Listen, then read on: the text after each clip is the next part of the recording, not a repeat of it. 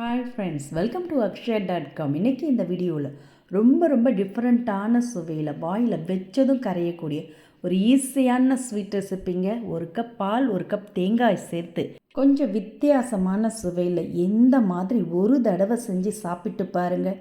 இனி அடிக்கடி செய்ய சொல்லி கேட்பாங்க. செம்ம டேஸ்ட்டுங்க, சுவை அப்படி இருக்கும். இது வரைக்கும் இப்படி நீங்கள் செஞ்சு சாப்பிட்டு இருக்கவே மாட்டீங்க. வாங்க எப்படி செய்யறதுன்னு பார்க்கலாம். அதுக்கு மிக்சர் ஜார் எடுத்துக்கங்க.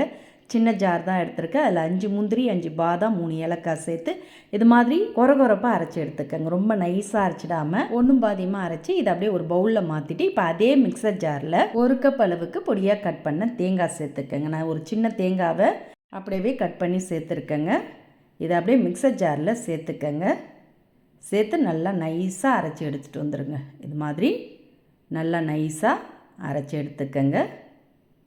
நல்லா கொஞ்சம் முத்தனை தேங்காவாக இருந்ததுன்னா டேஸ்ட்டு சூப்பராக இருக்கும். இப்போ செய்யறதுக்கு வானலை சூடு பண்ணியிருக்கேன். அதில் 1 டீஸ்பூன் அளவுக்கு நெய் சேர்த்துக்கங்க. நெய் சூடானதும் இதில் அரைச்சி எடுத்த தேங்காய் எல்லாத்தையும் சேர்த்து அந்த நெய்யிலே வறுத்துக்கங்க. தேங்காவில் இருக்க ஈரம் பூரா வற்றி நல்லா ட்ரை ஆகணும். நெய்யிலே வறுக்கிறதுனால கமகமன் வாசமாகவும் இருக்கும். பாருங்கள், லைட்டாக கலர் மாறி இருக்குது. இப்போ வறுத்த தேங்காவை ஒரு பிளேட்டில் மாற்றி ஆற விட்டுடுங்க. இப்போ அதே கடாயில் திரும்பவும் 1 டீஸ்பூன் நெய் சேர்த்துக்கங்க. அதில் நம்ம எந்த கப்பில் தேங்காய் அளந்து எடுத்தோமோ அதே கப்பில் அரை கப் அளவுக்கு சர்க்கரை சேர்த்து ஒரு 2 நிமிஷம் அப்படியே விட்டுடுங்க. நல்லா சர்க்கரை கரைஞ்சி இது மாதிரி கொஞ்சம் ப்ரௌனிஷாக கலர் மாறி வரும். கோல்டன் ப்ரௌனாக வந்திருக்கு பாருங்கள். ரொம்ப கலர் மாறிடக்கூடாது. இது மாதிரி லைட் ப்ரௌனாக வந்ததும் அப்படியே அடுப்பு லோ ஃப்ளேமில் வச்சுட்டு இதில் 1 கப் அளவுக்கு காய்ச்சி ஆறின பால் சேர்த்துக்கங்க. 1 கப் தேங்காய் எடுத்தோம், அதே கப்பில் 1 கப் அளவுக்கு காய்ச்சி ஆறின பால் சேர்த்து இப்போ அடுப்பை ஹை ஃப்ளேமில் வச்சு கலந்திங்கன்னா அந்த சுகர் கேரமலைஸ் அப்படியே அந்த பால்லே கரைஞ்சி நல்லா ப்ரௌனிஷாக வந்திருக்கு பாருங்கள். இது மாதிரி செய்கிறப்ப கடையில் வாங்குகிற ஸ்வீட் மாதிரி டேஸ்ட்டு அருமையாக இருக்குங்க. சூப்பராக இருக்கும். இப்போ நல்லாவே கரைஞ்சிடுச்சு. இதில் வறுத்து எடுத்த தேங்காவை சேர்த்து நல்லா கலந்துக்கங்க. இது மாதிரி நல்லா கலந்த பிறகு இதை அப்படியே மூடி வச்சுடுங்க.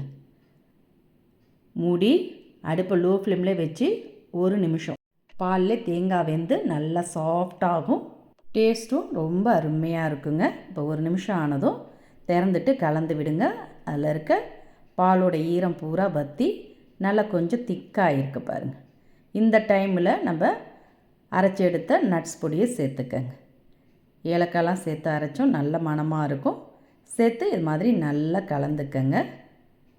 கலந்துட்டு அடுப்பு ஆஃப் பண்ணி இறக்கிடலாம். 2 டீஸ்பூன் தாங்க நெய் சேர்த்தோம், அதிகமாக நெய்யும் சேர்க்கலை. தேங்காவிலே செய்யறதுனால நல்ல மணமாகவும் சுவையாகவும் இருக்கும். இதை அப்படியே ரொம்ப ஆற விட்டுடாதீங்க. லைட்டாக கை பொறுக்கிற சூடு இருக்கும் பாருங்கள். கை பொறுக்கிற சூடு இருக்குது. இப்போ கையில் கொஞ்சமாக நெய் தடவிக்கங்க. ஒரு முறை தடவினீங்கன்னா போதும். அதுலேருந்து எடுத்து இது மாதிரி உருண்டையாக உருட்டி கையில் வச்சு தட்டிக்கங்க. இது மாதிரி லைட்டாக ப்ரெஸ் பண்ணி எடுத்திங்கன்னா பார்க்குறதுக்கு பேடா மாதிரி இருக்கும் பாருங்கள். சூப்பராக வந்திருக்கு. இதோட மேலே கார்னிஷ்க்கு பிஸ்தாவை நான் கட் பண்ணி வச்சுருக்கேன். நீங்கள் நட்ஸ் எதாக இருந்தாலும் தூவி கூட கொடுக்கலாம். பார்க்கும்போதே எடுத்து சாப்பிட தோணுங்க. வாயில் வச்சதுமே கரையும். எப்போவும் ஒரே மாதிரி செய்யாமல் கொஞ்சம் வித்தியாசமான சுவையில் வீட்டில் இருக்கக்கூடிய சிம்பிளான பொருட்களை வச்சு இது மாதிரி ஒரு தடவை செஞ்சு கொடுத்து பாருங்கள். இன்னும் வேணும் கேட்டு வாங்கி சாப்பிடுவாங்க. வீட்டில் ஏதாவது ஸ்வீட் சாப்பிடணும் போல் தோணுனாலோ இல்லை கெஸ்ட்டு ஏதாவது வீட்டுக்கு வந்தால் கூட அவங்களுக்கு இதை நீங்கள் செஞ்சு கொடுக்கலாம். அதிக டைமும் எடுக்காது. நினச்ச உடனேவே நிமிஷத்தில் செஞ்சு பரிமாறலாங்க. வாயில் வச்சதுமே கரையும். அந்த அளவுக்கு சாஃப்டாக ரொம்ப அருமையாக சுவையாக சூப்பராக இருக்கும். எந்த கடையில் வாங்கினீங்கன்னு கேட்பாங்க. வீட்டில் செஞ்சதுன்னு சொன்னால் நம்பவே மாட்டாங்க. நீங்களும் இந்த சிம்பிளாக ஈஸியாக செய்யக்கூடிய ஸ்வீட்டை டிஃப்ரெண்ட்டாக ஒரு முறை ட்ரை பண்ணி பாருங்கள். இந்த ரெசிபி பிடிச்சிருந்தால் லைக் பண்ணுங்கள், ஷேர் பண்ணுங்கள். மறக்காமல் நம்மளுடைய சேனலையும் சப்ஸ்கிரைப் பண்ணி வச்சுக்கோங்க.